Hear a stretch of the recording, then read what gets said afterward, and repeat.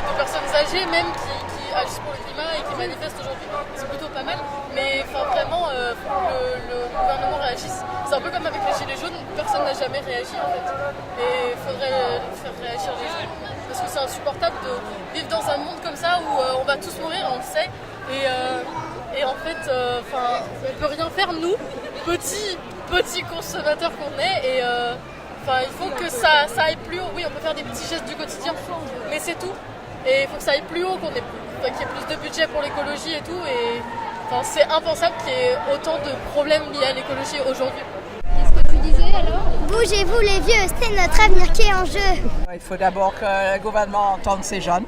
Je pense que la première chose, c'est que les réponses, ils les ont. C'est-à-dire qu'il faut arrêter les pesticides, il faut faire des actions très concrètes au niveau local, il faut le soutien du gouvernement, il faut écouter la population, je pense aujourd'hui est en avance par rapport au gouvernement. Bonjour, recevez le train des primaires. La CGT 93 a souhaité être là aujourd'hui parce que les questions climatiques et environnementales, évidemment, sont prégnantes en ce moment, sont d'actualité.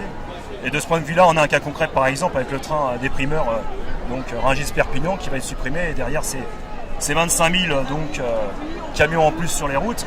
Et aussi, on veut voir aussi la causalité entre le libéralisme forcené. Je prendrai que 2 chiffres, par exemple, avec les États-Unis qui sont le chantre du libéralisme. 2 chiffres. Les États-Unis, c'est 5% de la population et c'est 25% de la pollution mondiale, quoi. Donc on voit bien les dégâts directs, effectivement, du système économique dans lequel on vit.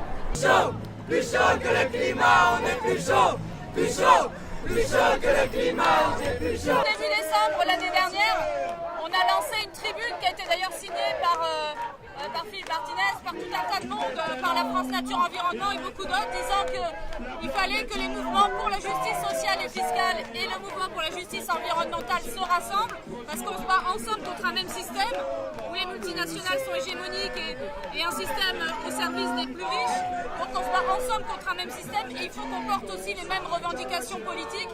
On ne répond pas à l'urgence écologique sur le dos des classes moyennes et précaires, et par contre on ne réglera pas l'urgence sociale sans répondre à l'urgence écologique. Voilà le message. Sur les privatisations des aéroports de Paris, c'est exactement la même chose aussi. À un moment donné, si on privatise tous ces secteurs-là, il ne pourra plus y avoir de politique publique qui aille dans le sens d'une préservation de l'environnement et d'une réponse aux besoins aussi fondamentaux des citoyens et des citoyennes.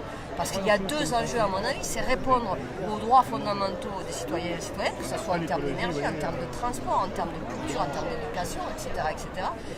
Et que ça soit aussi de produire en justement respectant notre environnement.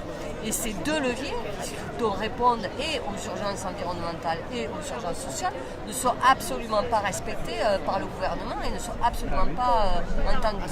Donc nous pensons qu'avec les organisations de jeunesse et avec les autres associations justement qui se battent sur les questions environnementales, on peut se mettre ensemble, mais vraiment en liant les 2 questions.